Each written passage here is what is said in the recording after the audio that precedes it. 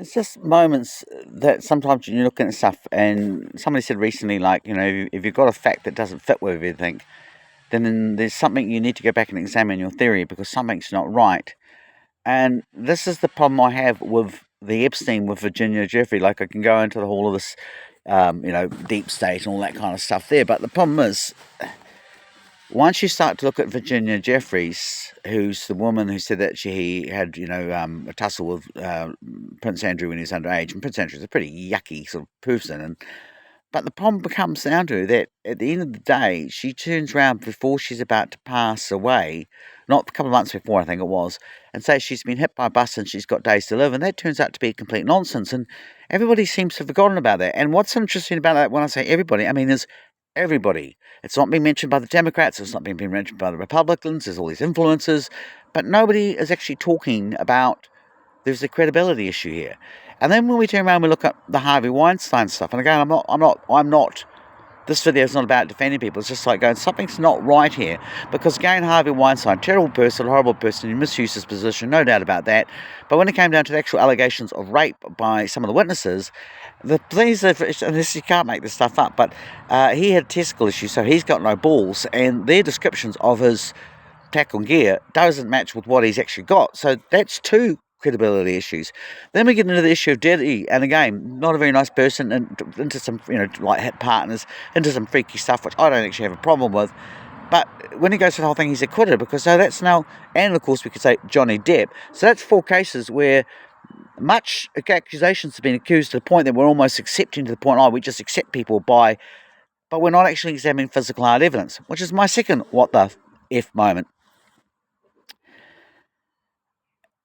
When Jeffrey Epstein's mansion was raided, they was given order to cut open a safe and look in the safe, and that's fine, it all makes sense with trafficking charges or whatever.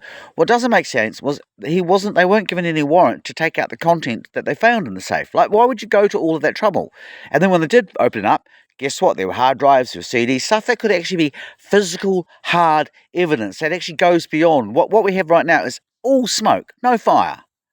And yet that stuff walked out the door and was left alone, unguarded for 4 days. And again, nobody is talking red or blue about that case or saying, look, somebody must have signed off on the order. There must be an actual FBI agent who's responsible for that particular case.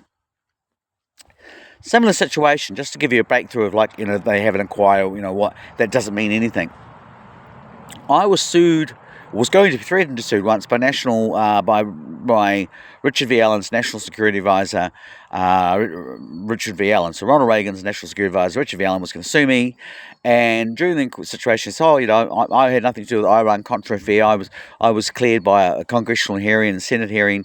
And then he went on to say that the person that was responsible was an aide to a senator, and he didn't name the aide of the senator, but because of the context, we're going, well, actually, the aide is Robert McFarland, who's the one that alternatively had the meeting at the Lafayette Hotel in Washington, D.C., and he worked for John Towers. And John Towers actually went on to chair the Towers Commission, which exonerated Ronald Reagan and Richard V. Allen.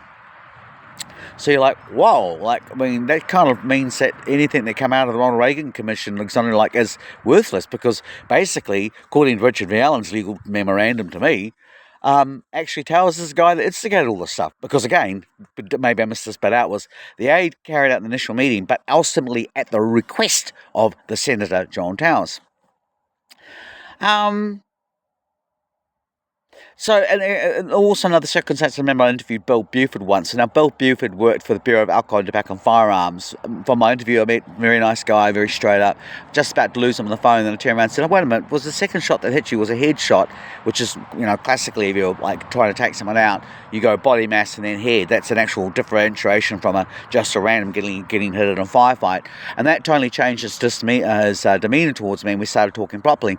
And what Bill Buford said to me about regaining to Waco, and Bill Buford's significance was not only was he shot at Waco and that his own guys broke cover and put bulletproof vests over him. Once they started, he was not being shootable. The shooters didn't shoot at his guys; they just stopped shooting. But Bill Buford had also worked on the Bill Clinton Secret Service detail, and he was of a very unique small club of about 10 to 12 Secret Service agents who'd been working for Bill Clinton when he was the governor of Little Rock in Arkansas.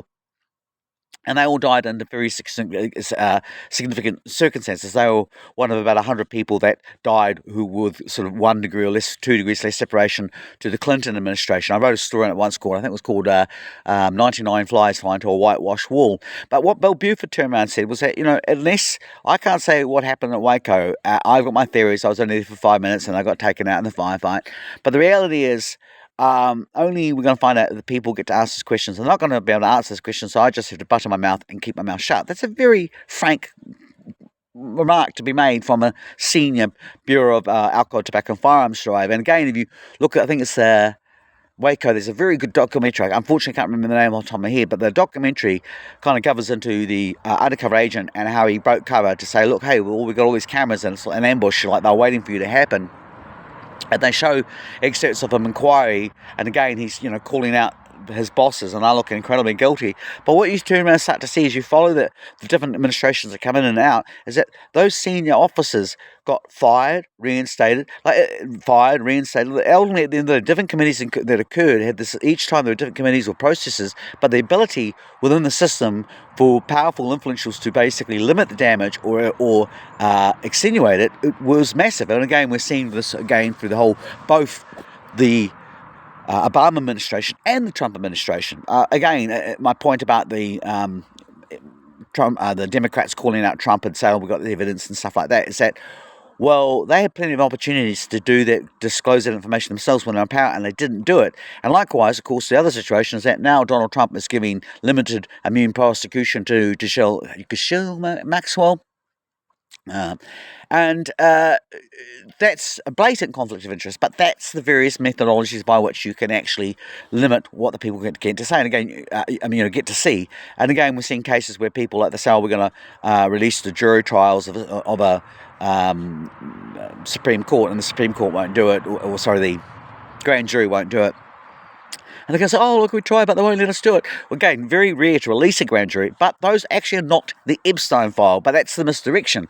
And we see the same situation happening in the reversion now, the rehash of the Wuhan Institution virology. It's gone from conspiracy theory to now when there are two rival hypotheses.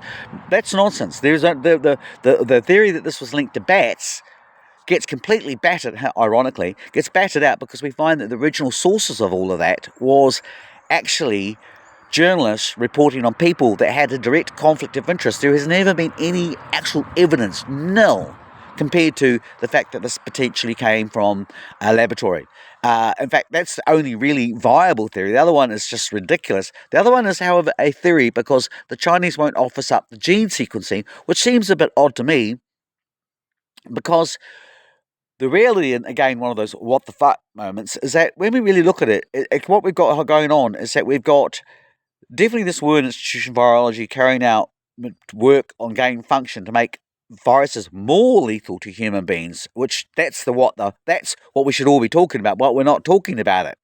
All the other 1,500 biolabs from 1990 Sunship Project, nobody's talking about that. Or the fact that the original anthrax in the 9/11 attack, which led to the result of Iraq, actually came from Fort Detrick. And more importantly, in the situation where Israel told Czechoslovakian intelligence that guy in the square with Prague is out at Muhammad Atta, who's at that time actually in jail in Florida, and that guy over there is a colonel in Iraqi intelligence. We now know that's not true because of the Federation of American Scientists dismissed it, but now we're left this case where we have a hardcore smoking gun of Israeli intelligence undertaking an operation to deliberately mislead Czechoslovakian intelligence, specifically about a guy called Muhammad Atta, who's going to become very significant because of 9/11 months later. The mechanics, the actual physical evidence is what we don't tend to actually examine in these cases. We get distracted. In the case of Epstein, it's all of these hearsay witnesses, which will eventually peter out because there isn't anything really behind it. I mean, there's the only reason why Ghislaine Maxine is on trafficking charges at the end of the day is because we can convict the fact that she provided women directly to Jeffrey Epstein. We don't have her provide them to anybody else. So that's where the trafficking part comes in.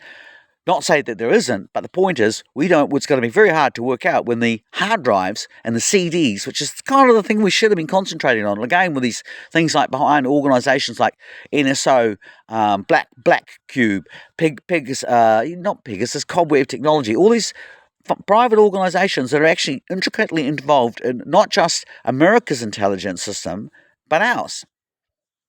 Final what the F moment goes to this whole situation about cloud seeding. So we've gone from it didn't occur, it wasn't occurring for years and years and years. This is conspiracy theory. There's no such thing as chemtrails. Now we've got cloud seeding, and nobody wants to talk about that. What the F moment there is. Well, where did this technology come out of? It just came out of nowhere. So it had to be tested out, right? There had to be protocols. There had to be FDA approvals and stuff like that. So where's all of that documentation? It didn't just come out of nowhere. And now we have this sort of saying like, whenever it floods and it turns out there's a cloud seeding plane in the area like a day beforehand, the next line is they go up to the companies responsible. The company says, no, we're not responsible. Our plane was flying the day before. It couldn't have been us because we weren't up in the sky. But what we now know is the science actually is you don't need to. There's two different variations of cloud seeding. One we do during precipitation. One you do to ignite precipitation because you know there's a coming front and it creates a spark.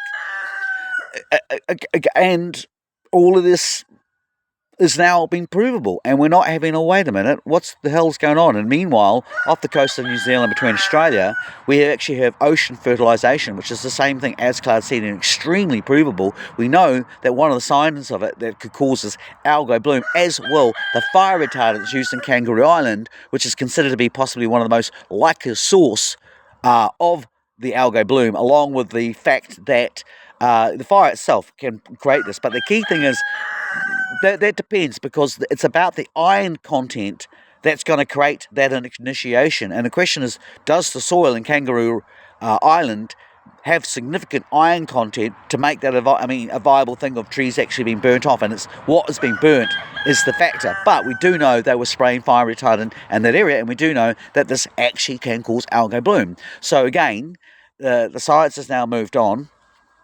It's not chemtrails. It's a question of these were people who were using the best resources available and not just saying, hey, this is, well, we'll ignore that, we're told that stuff, and they go, no, this is not right.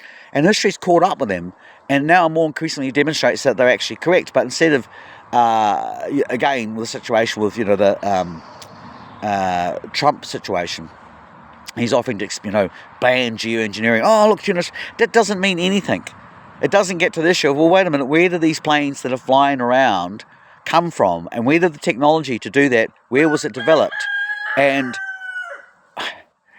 why have so many of them got these connections to these big major corporations that really don't have a very good history of effectively causing us, being that good for us? Which is, my last one is the Dubbin situation, which again is, Dubbin is a CEO founder of Robin Hood Foundation, who is very important to Epstein, but also that family is partnered up with John Griffin in the Robin Hood Foundation, who's the person that offered Jacinda Ardern her mansion for her wedding.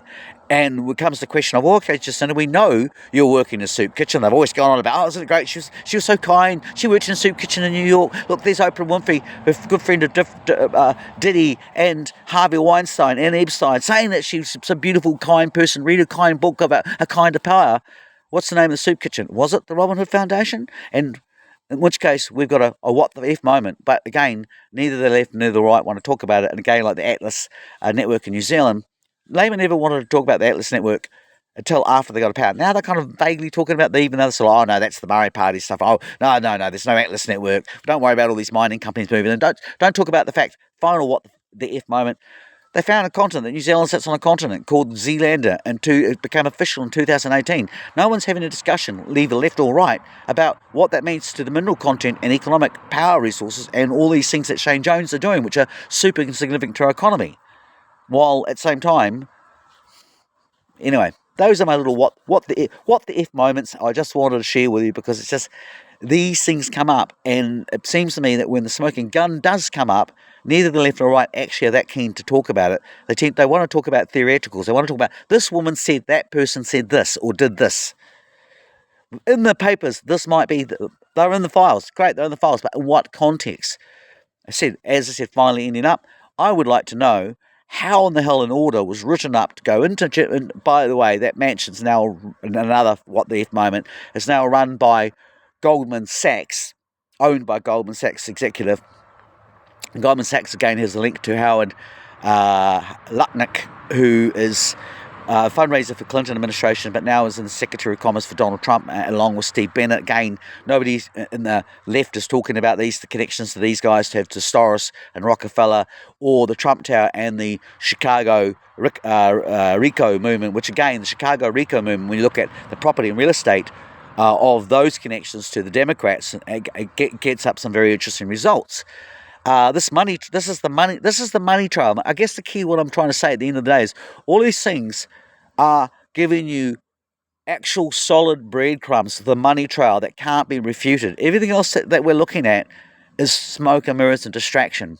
And I guess the final thing we're saying is, well, all this stuff that's happening with Epstein, and I'm not saying it's not important, but what's going on with Europe and the corruption of Zelensky, and that seems to be another story which no one would be really the level of desertion, and everyone talks about the Russian situation, but no one's talking about the fact that there's nearly 200,000 deserters in the Ukrainian armed forces.